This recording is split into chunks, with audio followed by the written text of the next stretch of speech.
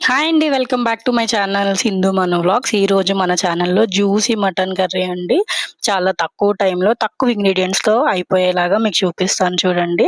చాలా సింపుల్ అనమాట రెసిపీ అయితే. ఫస్ట్ అయితే మటన్‌ని బాగా వాష్ చేసేసుకోండి. వాష్ చేసుకున్న మటన్ కుక్కర్‌లోకి తీసుకొని దాని మీద కొంచెం ఒక స్పూన్ అల్లం వెల్లుల్లి పేస్ట్, ఒక స్పూను సాల్ట్, ఒక స్పూను పసుపు వేసుకొని బాగా కలుపుకొని కుక్కర్ సెట్ చేసేసుకోండి. నేనైతే 5 విజిల్ దాకా ఉంచాను. ఎందుకంటే కొంచెం మెత్తగా ఉంటది. పిల్లలు కూడా త్వరగా తినగలుగుతారు అని నేను 5 విజిల్స్ దాకా చేశాననమాట. మా వోడు చూసారు కదా పిచ్చిగా అల్లరి చేస్తున్నాడు. నేను చేస్తా అమ్మా, నేను చేస్తా అమ్మా అని ఓకే అని చెప్పాను. ఈ లోపల మనం గ్రేవీ కోసం మిక్సీ జార్‌లో ఒక 2-3 టమాటోస్ అన్నమాట. నేనైతే చిన్న టమాటోస్ తీసుకున్నాను. 2-3 టమాటోస్ తీసుకున్నాను. జస్ట్ కొంచెం కొత్తిమీర, కరివేపాకు అండ్ పచ్చిమిర్చి కూడా వేసేసాను. ఉంటే కొంచెం జీడిపప్పు వేసుకుంటే గ్రేవీ ఇంకా బాగా వస్తది. కరివేపాకు ఎందుకేసేసాను అంటే తీసి పక్కన పడేస్తారు. సో, ఇలా అయితే అది కూడా తినొచ్చు కదా!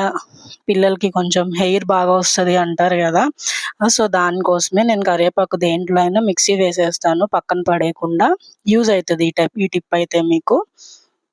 మిక్సీ వేస్తున్నాను చూసారు కదా! ఈ లోపల మా వాళ్ళు ఫోటోషూట్ చేస్తున్నారు.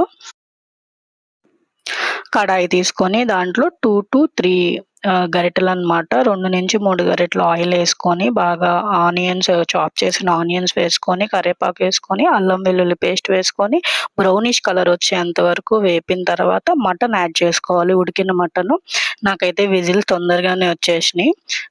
ఉడికిన మటన్‌ని బాగా కలుపుకొని మనం ఏదైతే గ్రేవీ చేసుకున్నామో ఆ గ్రేవీని మొత్తం మిక్స్ చేసుకొని 4-5 మినిట్స్ బాగా గ్రేవీ అంతా ఉడికేదాకా, ముక్కకి పట్టేదాకా ఉడికించుకోవాలి. అట్లా ఉడికిన తర్వాత ధనియాల పొడి, మిరియాల పొడి, గరం మసాలా నేనేసేది అది ఇంట్లో చేశారు. మా అత్తయ్య చేశారు అన్ని స్పైసెస్ కలిపి.